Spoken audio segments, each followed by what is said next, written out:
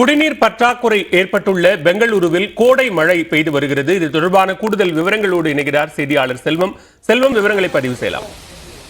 நிச்சயமாக பாலா, பெங்களூர் மாநகரில் பரவலாக கனமழை தற்போது பெய்து வருகிறது.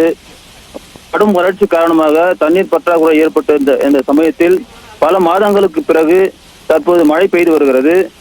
மழையானது கண்டோன்மெண்ட், ராஜாஜி நகர், மல்லேஸ்வரம், பானசவாடி, கம்மனஹள்ளி, ராஜாஜி நகர், சதாசிவம் நகர், சிவாஜி நகர், சத்யராமன் நகர், ஒயிட்ஃபீல்டு, கேபி நகர், எலக்ட்ரானிக் சிட்டி உள்ளிட்ட பகுதிகளில் இடியுடன் கூடிய கனமழை தற்போது பெய்து வருகிறது.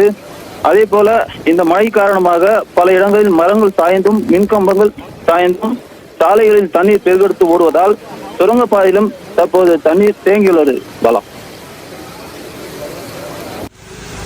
நன்றி செல்வம், விரிவான விவரங்களுக்கு.